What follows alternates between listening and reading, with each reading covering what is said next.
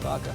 Welcome to our New Year's special. What a wild 12 months it's been, from COVID to the crime crisis to major Biden missteps, high-profile tries, celebrity news, and everything else in between. We've covered a lot, and now we're ready to have some fun. We have a great show ahead, including our resolutions and predictions for 2022, but we're also going to see who's paying attention this year, not me, with a very special trivia battle. And don't miss our top videos from 2021. And plus, we're answering some of your fan mail questions. But first, let's do this. It's our Big Five stories of 2021. So we're each taking a look at the top headlines from this past year. My biggest story, and I know what yours might be, How would you know that? Because I have someone in my ear. But mine is the Kyle Rittenhouse trial, and I'll explain why.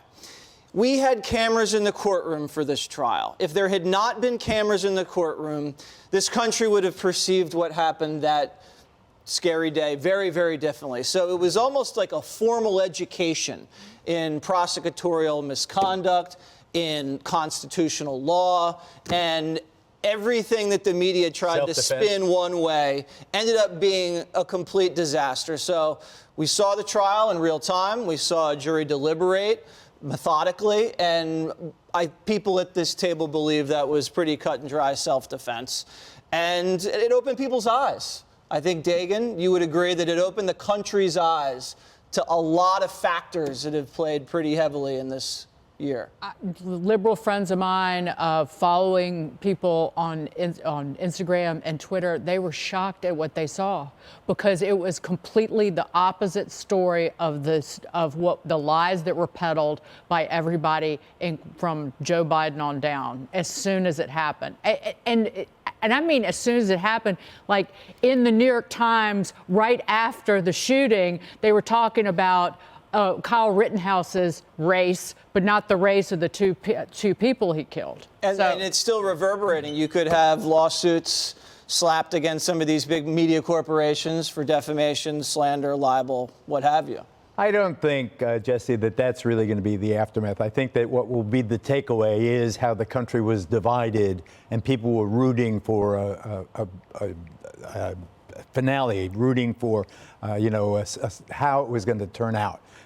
Some people wanted him to be acquitted, others wanted him to be convicted, and people chose up sides based on ideology, not on the evidence. It was very distressing to me to see how politics infected even something as basic as this, and I hated that there were cheerleaders and jeering, depending on your point of view. Well, I was rooting for self-defense, and I think that should be noted. Dana, what was your biggest story of the year? Besides how I saved the world going to number one. I mean, that was pretty amazing. Yes. I got to number 3. Congrats. My first one got to number 1. Though, Oh, well, so, we're in good company. When you get your second one, we'll see. You're always going to be number 1. Thank you, Dana. Because you saved the world. Oh, so Thank nice. you. Yes. It's New Year's Eve. I have to be nice.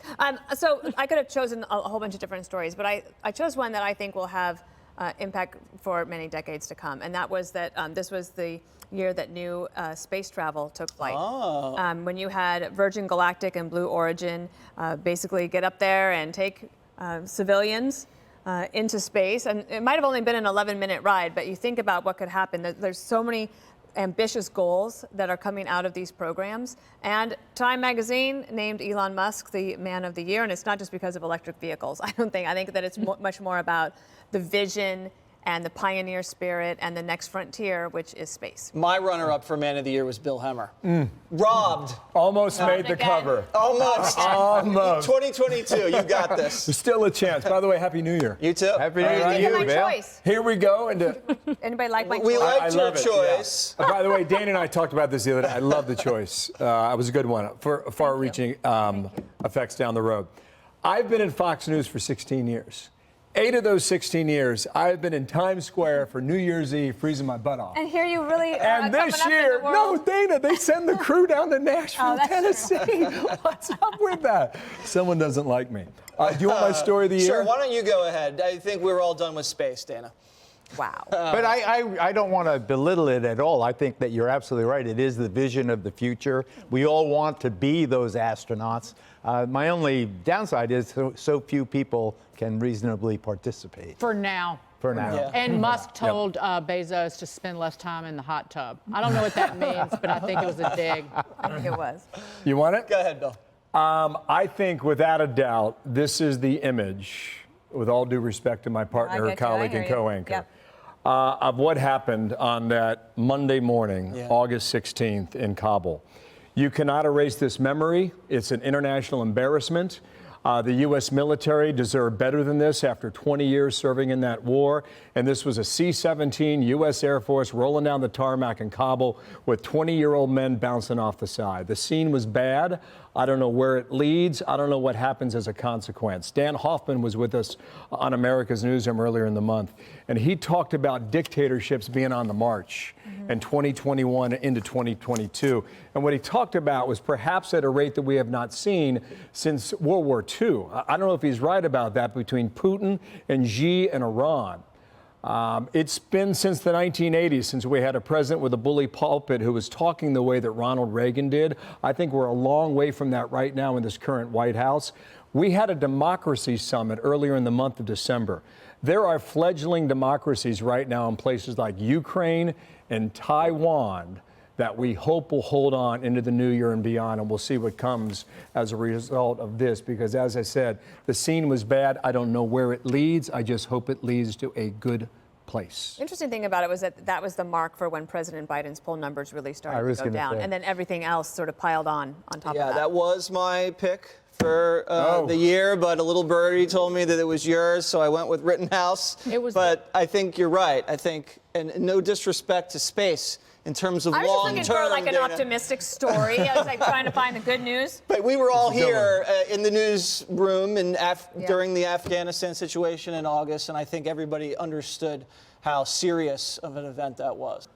Story of the year, Dagan McDowell, the floor is yours. Inflation. Inflation. A huge hardship for so many Americans. Consumer prices are surging at the fastest pace in almost 40 years. Wages are falling for many Americans when adjusting for that inflation, those price increases. So the Federal Reserve and the Democrats screwed up in unison in both monetary and fiscal policy, respectively. Fed Chief Jay Powell and his cronies at the Fed, they were way too cavalier starting in 2020, letting prices get hot, deciding to kind of let it run, ignoring the signs even in the spring that prices were getting out of hand. They kept buying $120 billion worth of securities every month, of government securities, and have kept interest rates at zero all year. And then the liberal spendthrifts in Washington were loving it because the Fed was sopping up more than half of their spending.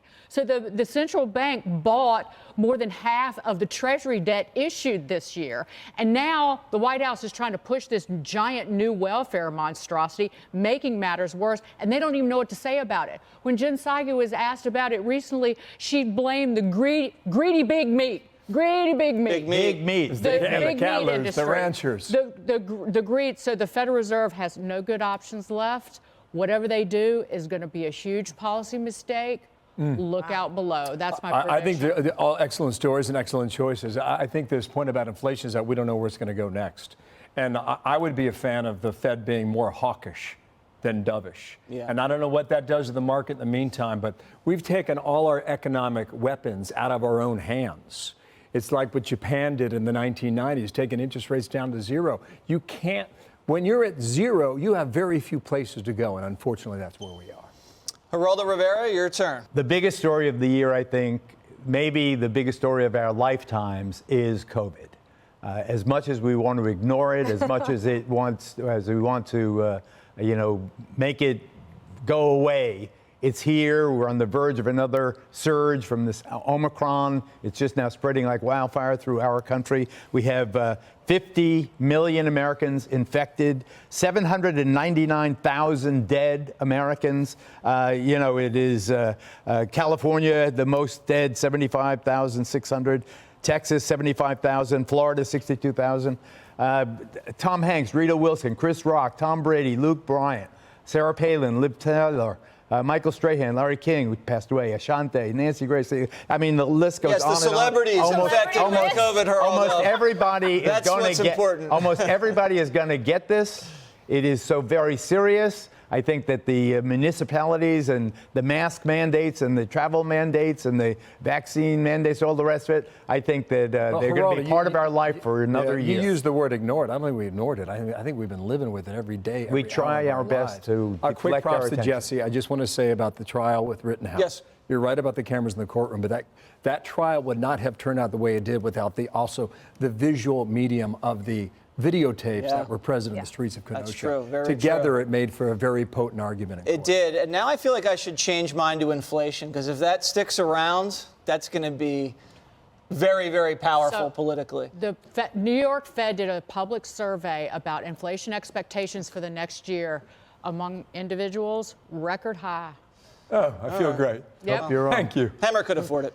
Hey, Sean Hannity here. Hey, click here to subscribe to Fox News YouTube page and catch our hottest interviews and most compelling analysis. You will not get it anywhere else.